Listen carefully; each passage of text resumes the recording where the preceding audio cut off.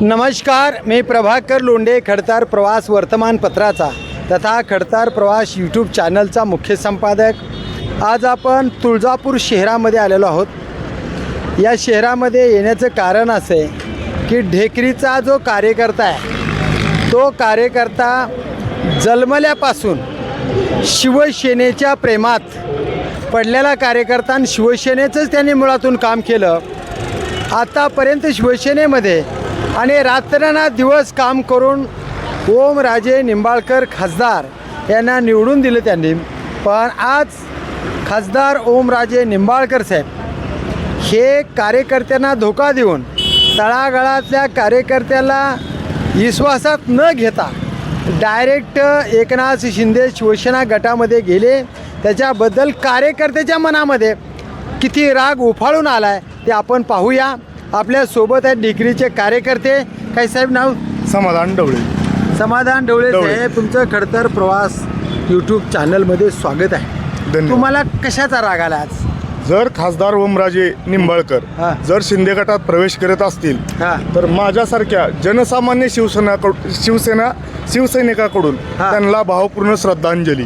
बर कारण आम्ही आजपर्यंत कुठल्याही पक्षाच्या कुठल्या नेत्याच्या कुठल्या पदाला कुठल्या कामासाठी आम्ही पक्षाचं काम केलं नाही। आम्ही आजपर्यंत काम केलं हिंदू हृदय सम्राट सरसेनापती स्वर्गीय बाळासाहेब ठाकरे, शिवसेना पक्षप्रमुख आदरणीय उद्धवजी ठाकरे साहेब, युवासेना प्रमुख आदित्यजी ठाकरे साहेब यांच्या विचाराला प्रेरित होऊन खासदार ओमदादा असू द्या, खासदार ह्याच्या 2014ला निवडून आलेला खासदार रवी गायकवाड असू द्या, आणखीन कल्पनाताई नरेरे त्या खासदार झाल्या त्यावेळेस मला मतदान नव्हतं। मी आयुष्यातलं पहिलं मतदान कमळ या चिन्हाला 2009ला सुभाष देशमुख हे उभारले होते। त्या टायमाला मी आयुष्यातलं पहिलं मतदान सुभाष देशमुखला केलं। पण इथून पुढे मी आयुष्यात कमळ ह्या चिन्हाला मतदान करणार नाही। बर मग शिवसेनेचे खासदार ओमराजे निंबाळकर आज मूळ सेना उद्धव बाळासाहेब ठाकरे या सेनेला सोडून एकनाथ शिंदे गटाकडे का गेले? कशामुळे गेले वाटतं? त्यांचा वैयक्तिक आजपर्यंत ती काय म्हणत होते 50 खोके एकदम ओके। त्यांनी घोषणा दिली आम्ही पाठीमागं जय म्हणायचं। इतक्या दिवस त्यांना आज त्यांना 50 खोके मिळाले असतील। एक आमच्या सामान्य शिवसैनिकाचा प्रश्न आहे, त्यांना 50 खोके मिळाले असतील,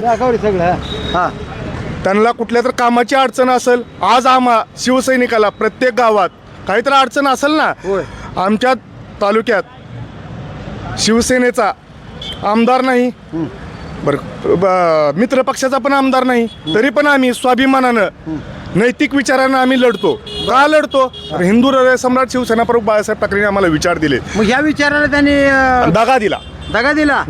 बेमान झाले। कारण ह्यांचंच एक वाक्य आहे, खासदार ओमदादांचंच एक वाक्य आहे, प्रत्येक भाषणात तुम्ही चेक करा की ओमदादांनी एक प्रत्येकाला हेच शिंदे गट मिंदे गट म्हणजे आदरणीय संजयजी राऊत साहेब यांनी मिंदे गट नाव टाकलं म्हणजे पाडलं।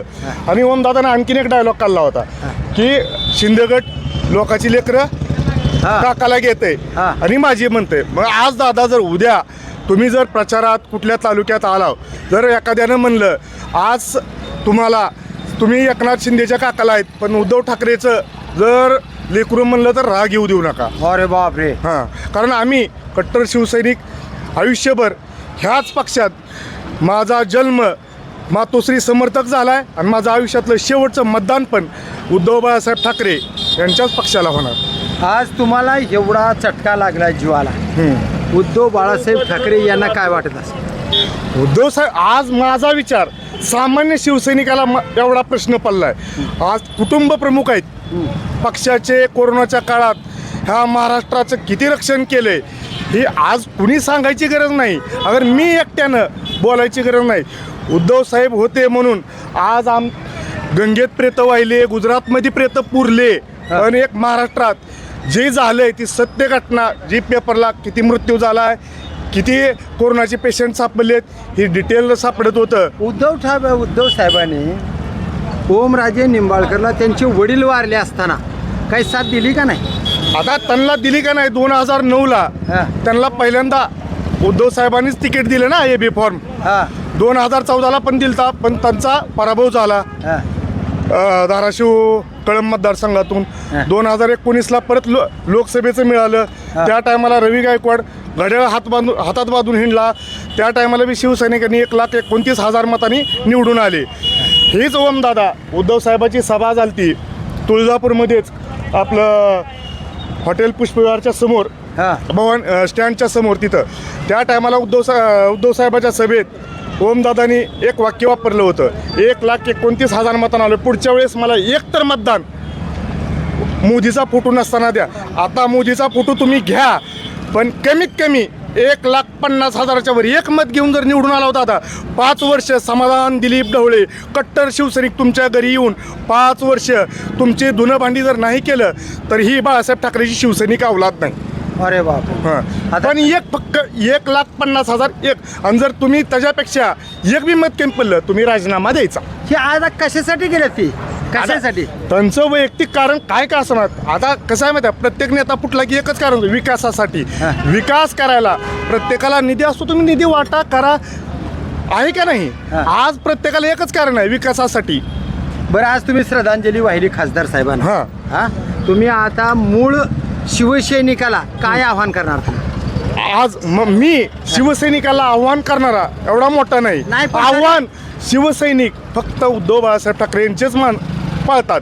कारण का, आदेश मातोश्रीचा कार्य शिवसैनिकाचं. बरं बरं बरं. कारण आम्ही प्रेरित नेते आज ह्या पक्षातले, उद्या जरी उद्धव साहेबांनी एखादा आम्हाला बुजगावणं दिलं तरी आम्ही त्याचा प्रचार करणार. उद्धव पण साहेबांना विनंती वाचा, काय संदेश देणार? विनंती उद्धव वाचा. साहेबाची तब्येत खराब आहे. आता विनंती फक्त आदित्य साहेबाला महाराष्ट्राचा आणि त्यातल्या त्यात तुळजापूर धाराशिव लोकसभा मतदारसंघाचा दौरा आदित्य साहेब ठाकरे यांनी करावा. कारण इथं हिंदू हृदय सम्राट सरसेनापती स्वर्गीय बाळासाहेब ठाकरे यांना मानणारा वर्ग आहे. आणि कधीच ही तानाजी सावंत ही धाराशिव जिल्ह्यातला नाही. कारण आत्तापर्यंत मी शिवसेनेत काम करतो, त्यात ती विधान परिषदेला यवतमाळला उभारला, ती काय पैशाच्या जीवावरचा माणूस आहे तानाजी सावंत. आणि एक आहे निष्ठावान शिवसैनिक, जे आज बी ज्ञानेश्वर तात्या पाटील असतील, त्यांचे चिरंजीव रणजित भैया ह्यांच्या ज्ञानेश्वर तात्या हे आम्ही मिळून फिरलेली माणसं आहेत. म्हणजे तात्या पण ओळखत होत्या. बरं, पुढचं राजकारण कसं राहील बरं खासदार साहेबाचं? खासदार साहेबाचं ती आता त्यांच्याबरोबर मोदीची शक्ती आहे, हां एकनाथ शिंदेची शक्ती आहे, हां. प्लस परत अजून त्यांनी असं जर कोण बगलबच्चे पाळले असतील बाहेरच्या पक्षातले ती पण येतील. पण एक आहे तुमच्या सोबत आज जसा निष्ठावान शिवसैनिक होता, आता इथून पुढं तुमच्या चहाच्या अपेक्षा न करता तुमच्याबरोबर राबणारा इथून पुढं राहणार नाही. काय नाव तुमचं? समाधान दिलीप ढवळे. श्रद्धांजली वाहिली तुम्ही? 100%. काय म्हणून वाहिली? आज सांगतो, जर ठाकरे गट सोडला, खासदार ओमराजे निंबाळकर यांना भावपूर्ण श्रद्धांजली. आणि इथून पुढे मी जसं 2024ला तुम्हाला मतदान केलं, कालचा फोन झाला माझा शेवटचा, इथून पुढे फोन तुम्हाला करणार नाही. माझं काम नाही झालं, लाईट नाही आली, आम्ही अंधारात झोपू, पण तुम्हाला काम करणार नाही. कारण का, तुम्ही माझ्या साहेबांना, उद्धव साहेबांना धोका दिला, म्हणजे आमच्या सामान्य शिवसैनिकाला काल झाला धक्का बसला. तुमचं नाव आणि तुमचं गाव सांगा. समाधान दिलीप ढवळे, राहणार डेकरी, तालुका तुळजापूर, जिल्हा धाराशिव. माझा बघा, आयुष्यात हे शिवसैनिक आहेत, त्यांची तळमळ त्यांनी वैयक्तिक त्यांच्या मनाला लागलेला जो चटका आहे तो चटका त्यांनी बोलून दाखविला. खासदार ओमराजे निंबाळकर यांना सर्वसामान्य तळागाळातल्या माणसाने अवघ्या फोनवर निवडून दिलं. कसलीही अपेक्षा नाही, पैसा नाही, अडका नाही, काही नाही, फक्त बाळासाहेब ठाकरे यांचं प्रेम आणि त्या प्रेमापोटी काम केलेल्या खासदार ओमराजे निंबाळकरला 3,29,000 मतांनी आघाडी देऊन निवडून दिलं. आणि खासदार ओमराजे निंबाळकर हे शिवसैनिकाला बेईमान झाले, उद्धव साहेब बाळासाहेब ठाकरे यांना गद्दार झाले.